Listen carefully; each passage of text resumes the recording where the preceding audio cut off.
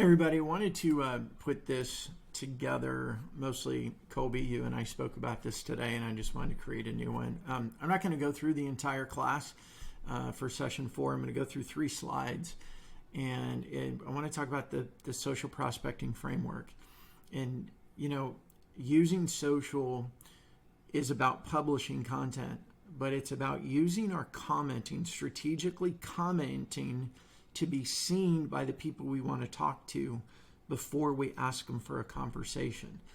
It's logical. It makes sense, right? It's like when we're at a networking event, we don't go walk up to somebody straight away and put our brochure in their face.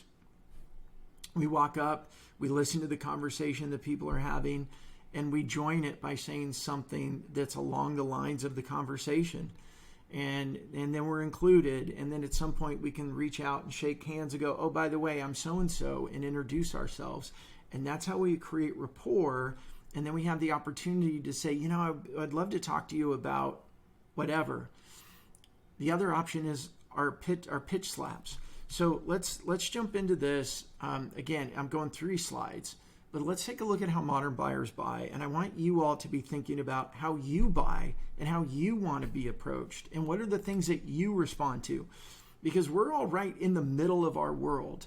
And we use things like people and experts and colleagues and friends and other people like that we already know and like and have some sort of trust for, that we allow into our world. And the way that we allow them tends to be with content.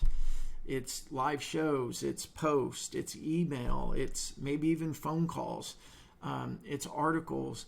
But because when we know who they are, we allow that stuff to come into our lives. We don't put it into the spam folder. We don't delete it without paying attention to it. Or maybe we do sometimes, but we don't unsubscribe because we know some point I'm going to want this information.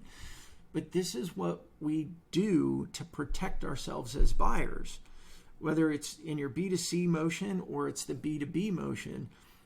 But because our B2B buyers that we need to work with, they're also B2C consumers that buy, they've brought this sales or this buying process into their business environment.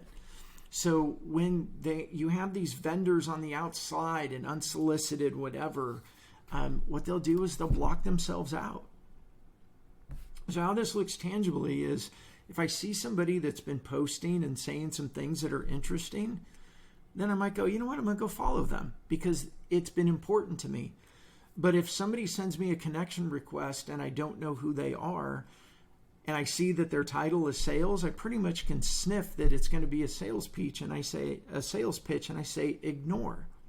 So let me ask you, do you do the same thing? Especially if you're a sales professional, do you act that way? And if you do you sell differently than you actually buy? So when we're on the outside sending in these cold connection requests or a vendor unsolicited pitches, and all those are bombarding our buyers, what they do is they fortify their circle.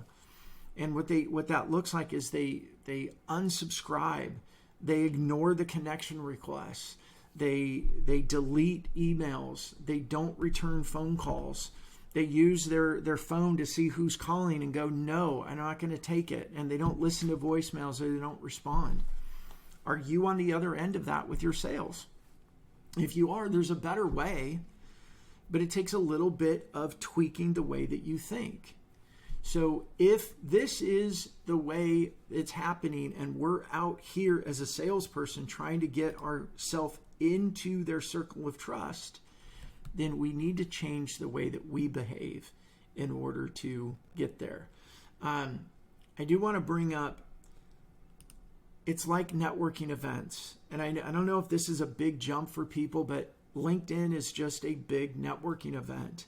And when we're in these environments, we don't walk up to people and go, oh my gosh, I see your name and title. I've been wanting to talk to you. Do you have 30 minutes for a call because I got this product that's going to change your life?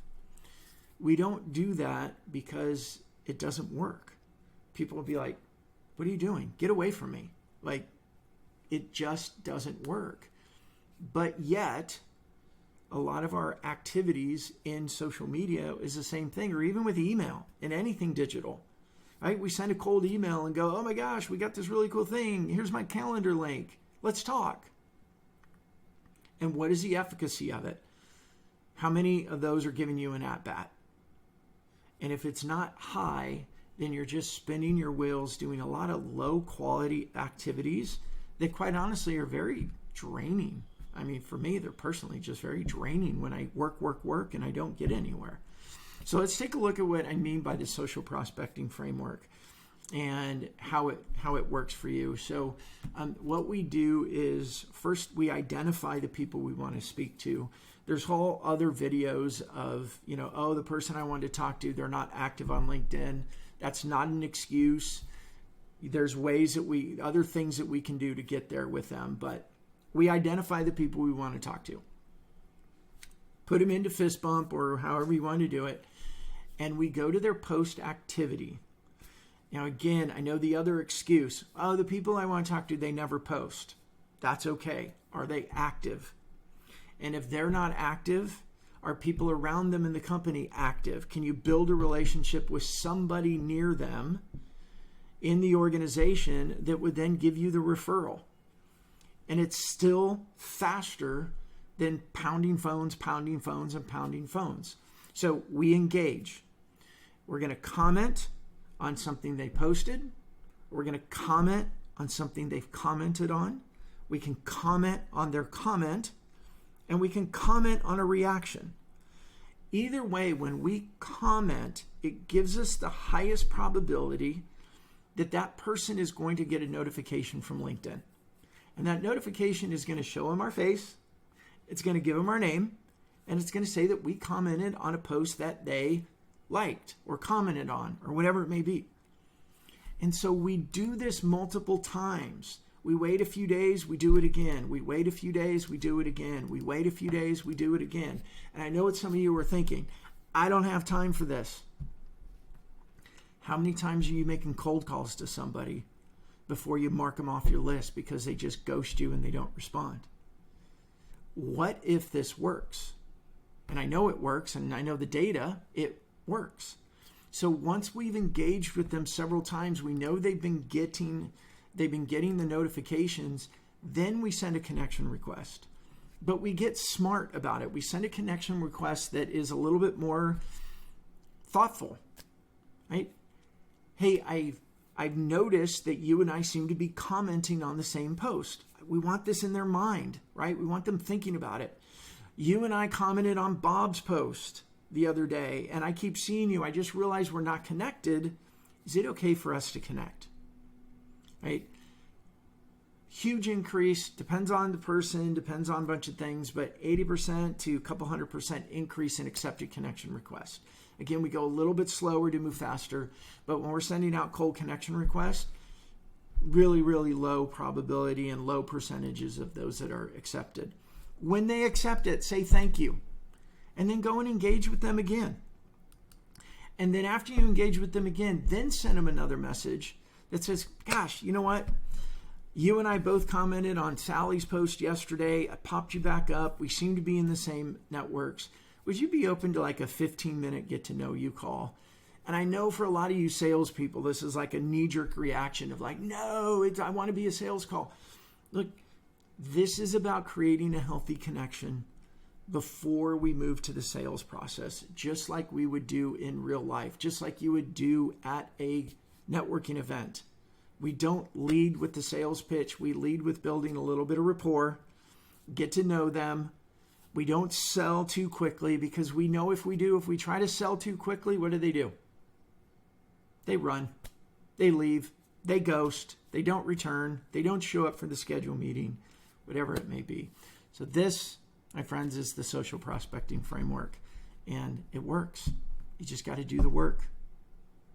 If you have any questions, let me know. I'm going to throw this in the community. I'm going to tag a few of you that I've talked to about this. But if there's anything I can do to help you with this or any of the other tactics that we use, let me know. I'd be glad to speak with you. All right. Hope you all have a wonderful day.